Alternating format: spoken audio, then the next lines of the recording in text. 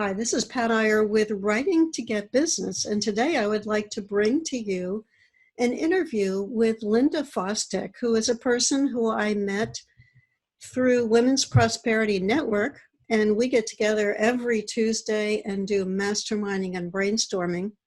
Linda is known as the crisis planner, and you may think that that's an oxymoron, so I will let Linda describe what is a crisis planner. Well, it's wonderful to be here, Pat. And actually, a crisis planner is somebody who prepares for disaster before it actually happens. Basically, your preparation allows you to get through anything, whether it be a natural disaster or a personal disaster, because the planning for all of these things is pretty much the same things that you have to have in place. And it allows you to get through it, to actually get off the worry-go-round. You can stop worrying about the things that might happen and actually be prepared to deal with any kind of emergency you could be faced with. And we know there's a whole range of unexpected things that happen to us. And Linda's got a radio show that draws on lots of different types of disruptions in our life. Can you tell us about your radio show before we get into your writing of books? Yes, actually, the radio show kind of came out of some of my book writing as well. But the radio show is called The Linda Fostek Show, and it's Get Off the Worry-Go-Round.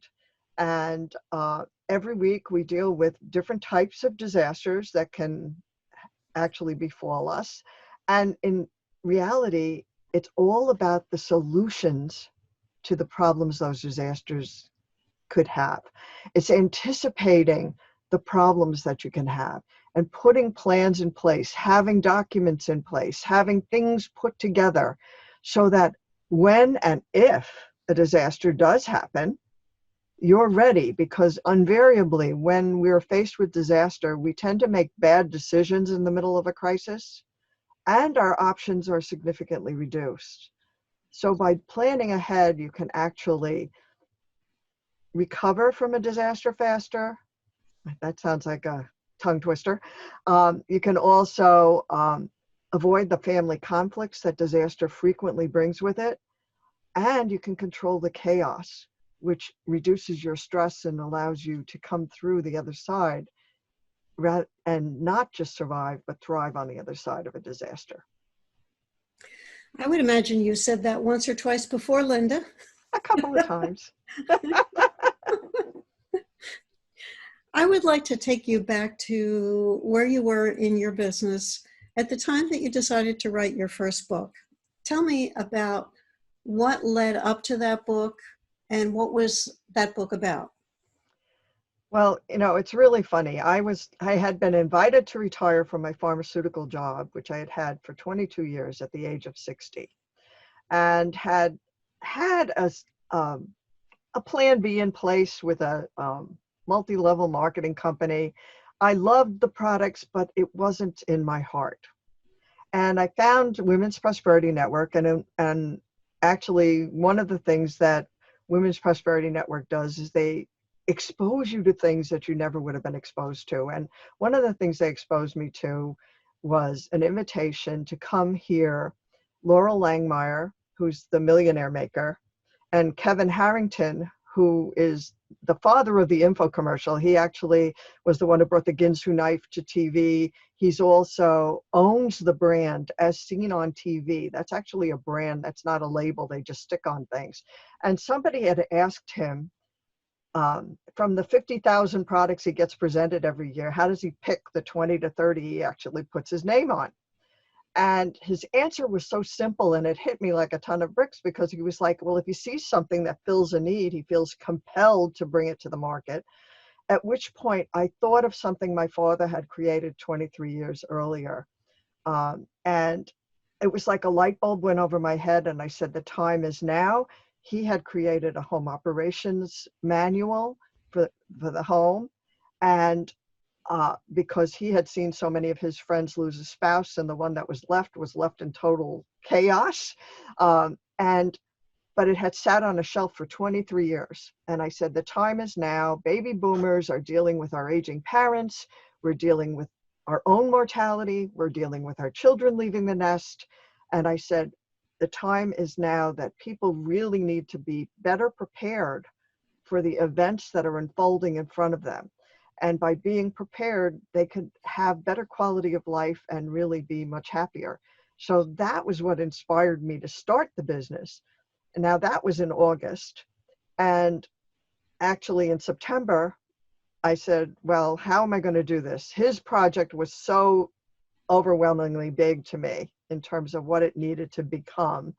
And I said, how am I going to get my name out there that people are going to know what I'm going to do? And that's when I started writing my first book, which was something that I said I needed to get people's attention, and I wanted people to kind of get to know me through this book. And that book was Shit Happens. A memorable title. And, you know, and I deliberately made it look like something familiar.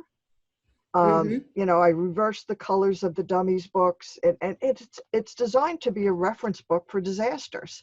And that was my first book. And when I first started going out networking, and that was all I had no other products. I had nothing else. I just had my book, and, you know, and I was doing something that nobody else was doing.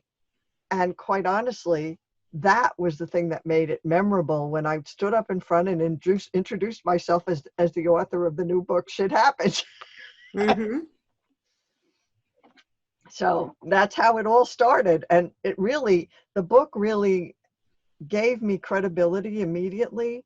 It also gave people something that they could read and hold and touch to get to know me. And that was, I think, that really opened a lot of doors for me over time. And that was followed by 8 more books that I've written in the 5 years since. So eight books in 5 years. That will stun some people right in their tracks when they hear that. And most of my books are, you know, all of my books are some sort of a reference or some sort of a book to keep records in. So they're really more manuals, but there's writing in there as well. So they're really how-tos and ways to organize yourself. So and I have at least 5 more books that I've outlined that are in the works to be written. So I've sat down, I know what needs to go in them. You know, obviously things are always evolving and changing. Obviously we're dealing with a major crisis right now in the whole world. And, you know, we've never really looked at pandemics before quite this way. And, you know, it's like, how do you prepare for that? How are you ready for the next time this happens? Because this is sort of like, I mean, it's not unheard of that these things happen. I mean, when you think about it, Sir Isaac Newton created calculus when he was quarantined during the Black Plague, you know? So, I mean, he had to be really bored to create calculus, you know, but, you know, imagine how bored you'd have to be. That's pretty bad. I don't know. I think you have to be bored to take it personally. It definitely will put you to sleep. It's not exactly my most exciting subject, but, you know, so truly, I mean, what I do is so connected with what people are experiencing every day. And writing is just a great way to express it. And whether you're writing a book or you're writing a news or, you know, newsletter article or a magazine article or a newspaper submission or anything, writing is the best way to get your message out. Now, tell us about how you got this first book published. Did you independently publish it? Did you go to a publisher? Did you use an indie publisher? I used actually an indie publisher, Parker House Books, which is a small indie publisher out of Tallahassee, because I had no idea what I was doing. And basically, I used her specifically for the formatting, the uploading, and the editing, because one of the things that I was told when I was in the ninth grade, that's someday I would be a famous poetress with somebody to correct my spelling. I see. Well, And thank God for spell check and grammar check, but even those are not infallible, as we all know. So, but I've always loved to write. And, writing was, I mean, I filled books with poetry over the years, which I've not published yet, which one of these days I will get around to doing that, put a book together with that. And it must be in my blood because my mother actually wrote and published 2 novels in her 70s and early 80s, hmm, and has written a third one that unfortunately she never quite finished because unfortunately she had Alzheimer's that kind of took over, and her storyline has a few holes in it that need to be fixed. But one of my dreams is to actually finish that book for her and publish that also mhm. for her, because the story is a great story. And hers were all fiction, but there's definitely writing in my blood. My father was not a writer. I have a sister who writes novels and science fiction, Ooh, and I've got a brother who writes music books. He takes guitar music, for example, and translates it into harmonica, and has written several music books. wow. And I've written And you've written a all number of of my books books are also. nonfiction. Yeah. Yeah. So, So you went with the indie publisher. Did you stick with that publisher for subsequent books, or did you do that a different way? okay. Now, I've actually used her again when I did finish the Home System series, which was born out of my father's project, because Hmm. this was 5 books that really needed help formatting. Hmm. So this was a major undertaking, and you can see there's many pages in here, a lot of fill in the blank kind of things, but still a lot of writing. I was surprised how many words were in each of them, and each book served a different purpose, and that's part of the Crisis Planner Home System, which stands for Home Operations Manual and Emergency System. So Hmm. home, that actually means something. And that is part of a whole system that comes with a toolkit for your house and a box to store all your documents. This was my vision on that day with Kevin Harrington, was to take my father's pathetic thing he had put together and to have it evolve into something that would be more meaningful and useful for people. Hmm. And take his book, which was written like an engineer and looked like something an engineer put together, and to make it more user friendly and, in language that people could understand. Because my dad was an engineer, so there you go. He wrote the way he spoke. Uh-huh. But the other books that I've written, the And Now What book and Love Hate Networking and the Password Passport, I did all by myself. Uploaded them, formatted them, make upgrades and changes to them at will. So truly, once you understand how easy it is to do that and to work with the self-publishing platform, um, it's really very simple to work with. And even for me, and I'm a techno, I'm not very good at technology. I get frustrated, and I get stubborn and then frustrated, because I'm stubborn enough not to give up until I get frustrated, and then I call for Hmm. help. Hmm.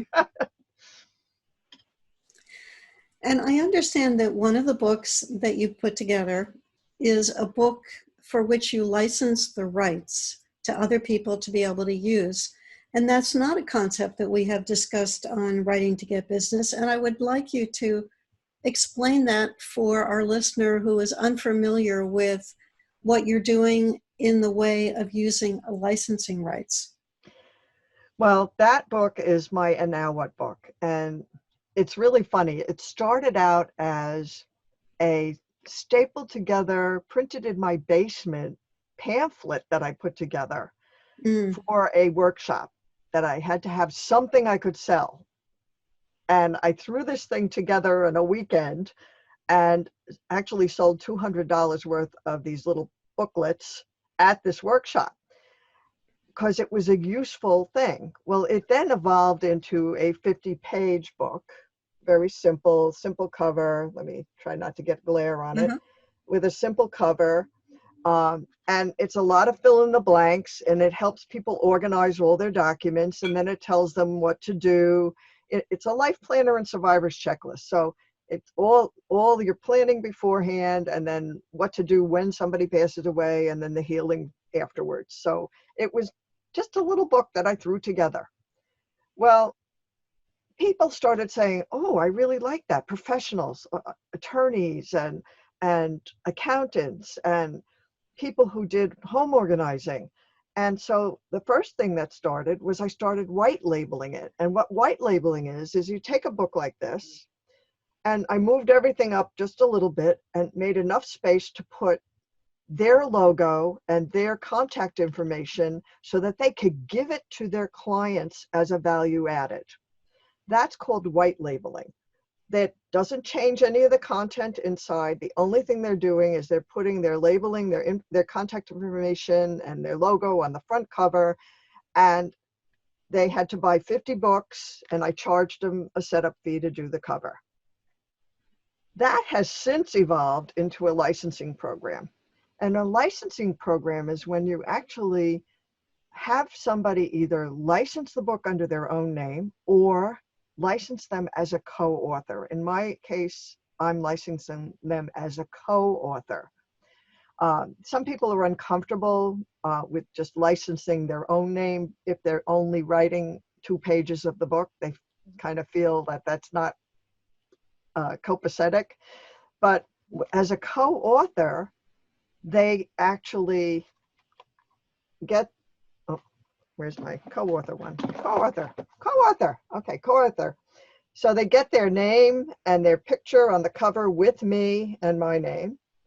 They get their name on the spine. They get their picture on the back cover with their name. They get to write the 2-page foreword. Now, the foreword is usually written by somebody who has expertise that they want to share, that the value of this book.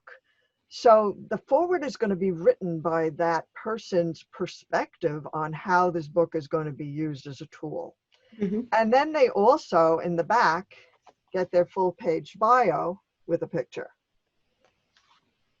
What this does for the person who doesn't have the time or interest of writing the book entirely on their own, they literally can become a co-author. And when they stand up and make a presentation, they can literally say that they've co-authored this book because that's what it is. The cover is exclusive to them. They have the background they pick is going to be exclusive to them. And they also get exclusive geography. So if there's an attorney in Nassau County, I'm not going to have another attorney in Nassau County that's a co-author.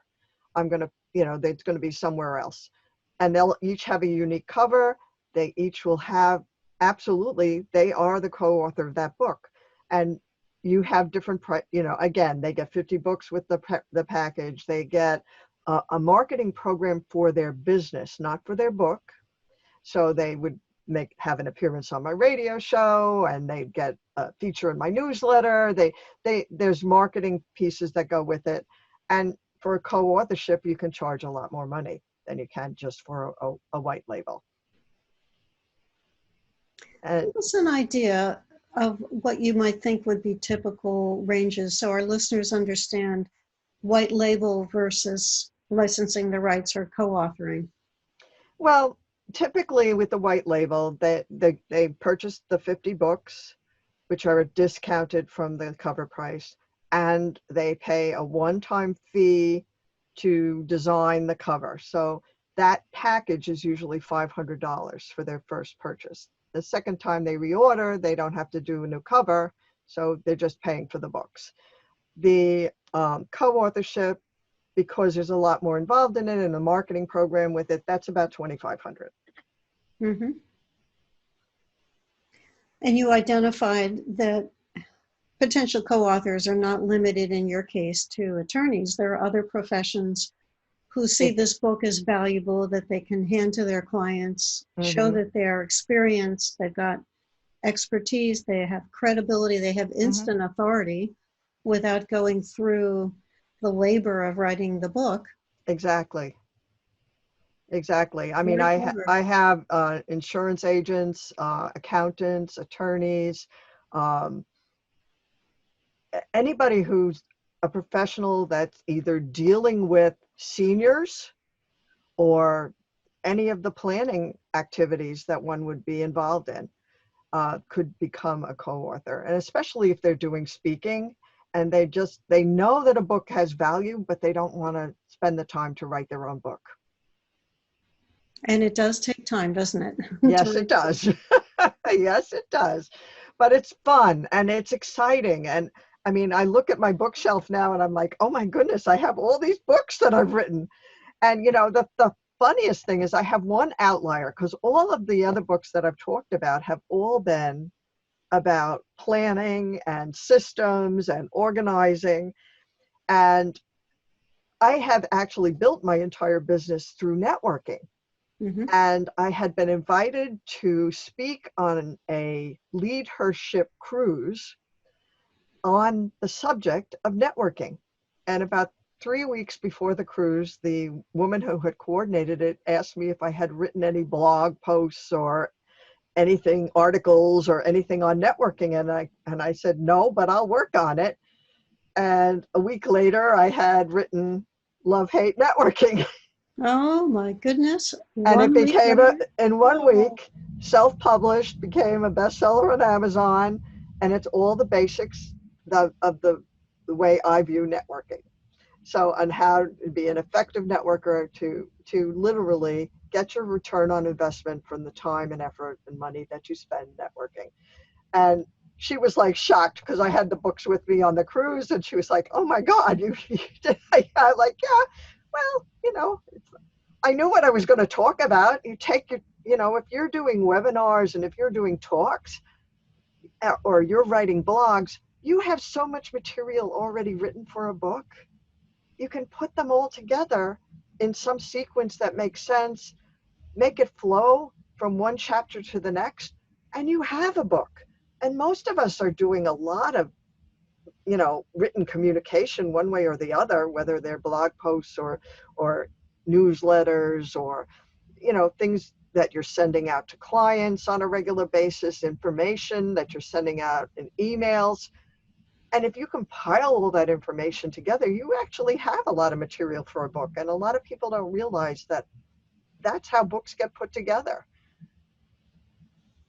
It is. It's one of the joys of repurposing, to be able to not have to start from scratch. Mm-hmm. Pull all of that together, figure out where the holes are, what new material you might need to write to fill in a hole, and recycle, repurpose, rinse and repeat, and get the benefit of all the work that you've already put into that topic. Mm-hmm. And it's amazing. I always have books with me wherever I go, and one of each. Maybe occasionally I'll bring a second one, but of the smaller books, they're in my bag. And invariably, somebody asks me, "Oh, do you have a copy of that? I want to buy it." I always come home from with gas money. I never leave someplace without somebody handing me money, because when you're an author and you have books, people are interested. Especially when you stand up and you say at an introduction at a networking meeting, "Hi, I'm Linda Fostek, the crisis planner. I want you to get off the merry-go-round because when shit happens, you're going to ask yourself, and now what?" And I hold up the two books. And that's all I have to say. And people come and talk to me. They want to know more, Mm-hmm. Mm-hmm. So Well, what advice would you give somebody who is thinking about writing a book and is procrastinating? my best advice to the procrastinators out there is, if you have a book in you and you know your stuff, it's not like you're writing about something you don't know about. Write an outline and start working on it. You can always, and if you've already written a lot of stuff, pull it all together and see how it could flow together in a book. I mean, most of us have so much stuff already written. It's not like you're starting from scratch. So when you're talking about they're procrastinating because they don't know where to start or how to do it. And let me tell you, this woman right here, Pat Iyer, she can get you over that hump so you can stop procrastinating. Thank you, Linda. You're a woman of action and you inspire others to take action, really. I figure that my knowledge doesn't do anyone any good if it stays in my head or it stays on my hard drive. And that's the other issue that I run into is with people who have almost finished their book, but it's not quite good enough. It's not quite perfect enough. And it sits collecting electronic dust. What advice would you give that person?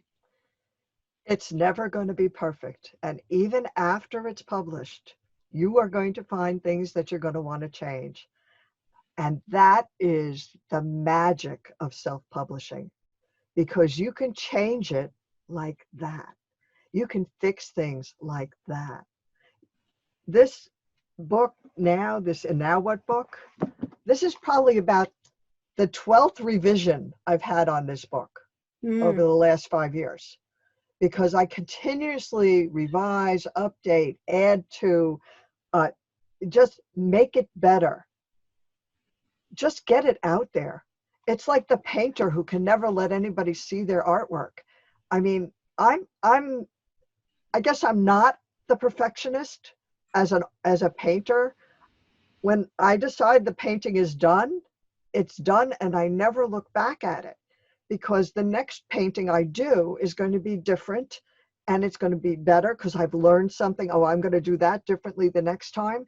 And just know that it is going to be as good as you hoped it would be, and nobody else is going to see that you could have changed this paragraph or changed that word, or nobody else is going to see that the way that your critical eye is going to look at it. They want you to share their knowledge, your knowledge with them, so that they can become a better version of themselves. So as long as you're bringing that to the forefront, trust that you are bringing it is perfect just as it is. And for those people who say it's never done, it's never going to be good enough, who are they to judge their own work? Let somebody else love it, because they will love it.